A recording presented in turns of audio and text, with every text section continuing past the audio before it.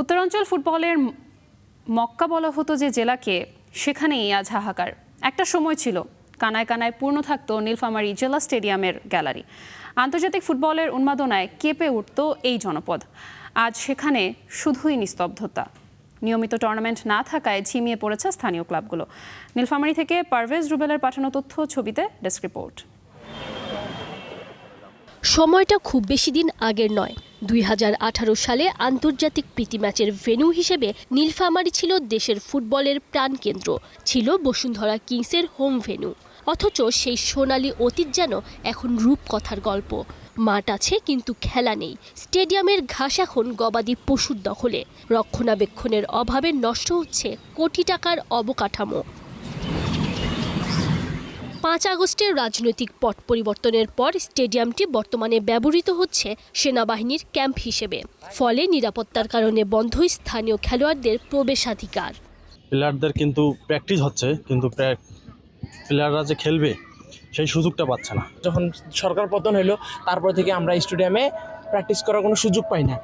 জেলা পর্যায়ে football league কিংবা নিয়মিত টুর্নামেন্ট না থাকায় ঝিমিয়ে পড়েছে স্থানীয় ক্লাবগুলোও।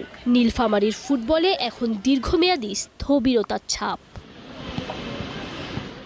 এখানকার প্রত্যন্ত গ্রাম থেকেই উঠে এসেছেন অনূর্ধ্ব 20 সাফের লাল সবুজের জয়ের নায়ক চন্দন, কিংবা জাতীয় দলের ডাক পাওয়া দীপক রায়।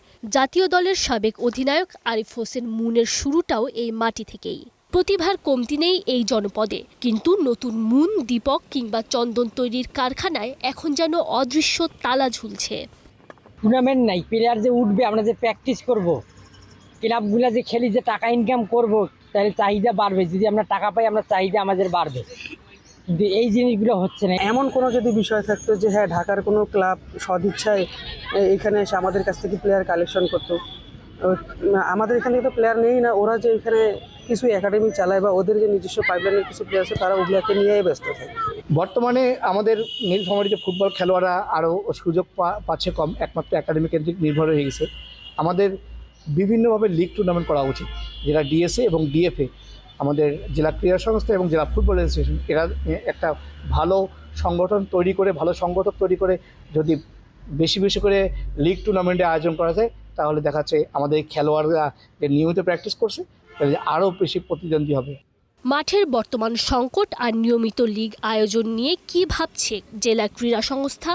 আমরা গত বছর যেমন জেলা প্রশাসক ফুটবল টুর্নামেন্ট করেছিলাম, ব্যাপক জনপ্রিয় হয়েছিল, আপনারা জানেন এখানে হয়েছে। এবছরও আমরা এটা করব।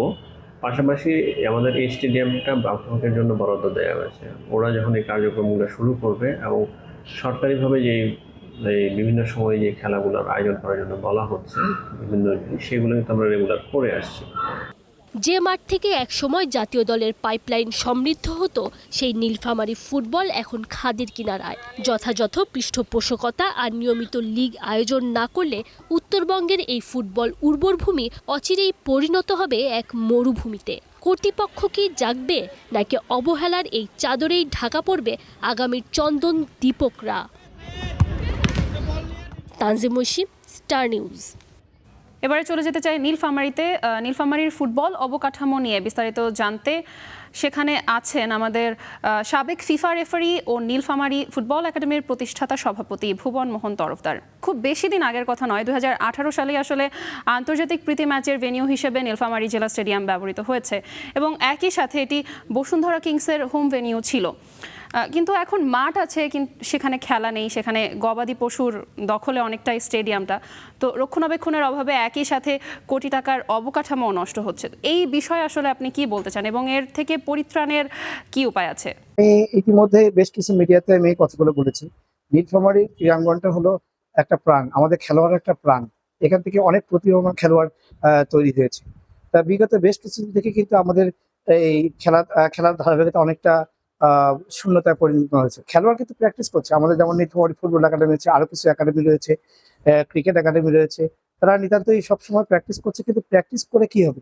তাদের যে মঞ্চ লাগবে খেলা পারফরমেন্স শো করার, সেই মঞ্চটার সুযোগ তারা পাচ্ছে না।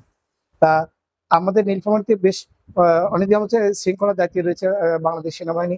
অনেকদিন থেকে আমাদের স্টেডিয়ামটা তারা ওখানে কার্যক্রম ব্যবহার করছে।